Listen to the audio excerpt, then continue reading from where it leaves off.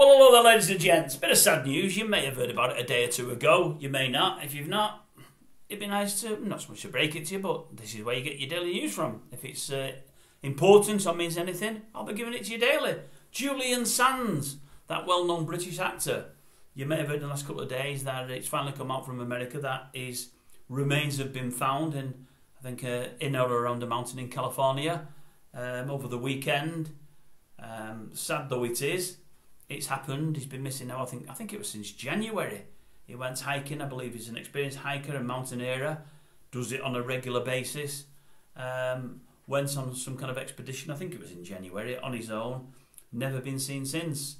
I can't say I'm a massive fan of Julian as an actor because I don't know him as well as I do some others. Not that I've anything against him at all.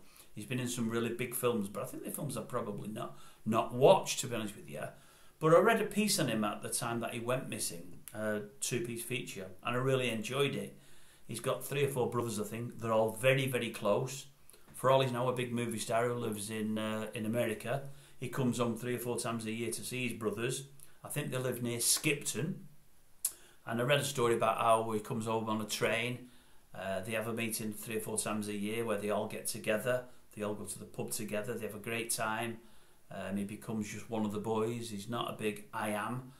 He gets off a train and I believe he treks about 3 or 4 miles over fields they used to walk on when they were children, to a farm where they all grew up. I think that's the story, right?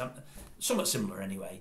And then they meet and then they go into the town for a curry and to a bar or two, and great times are had by all, and they all reminisce and go through, times growing up, and it was a great story. And I always hoped they'd find him. Obviously found him alive, that's what I hope for. But something in the story really piqued my interest, and it was just that they mentioned a bar that they regularly go in when they're in Skipton to listen to lovely music and to have a drink of real proper beers, proper ales, is a bar called the Sound Bar in Skipton. Now, the reason it got my interest that is I went there myself about 18 months, 2 years ago with my other half, and we loved it. It's one of the best bars I've ever been in. If you're living around Skipton, you're lucky. You'll know about it. You'll have been in there. If not, whoever you may be, if ever you get the chance to go to Skipton, have a look out for the Sound Bar. You must. It's brilliant, honest to God. It really, really is. But Julian Sands, he's been in films like, I think, The Killing Fields and A Room with a View. I think they were 2 of his biggest films. And a great actor by all accounts, a great actor, but really, really sad.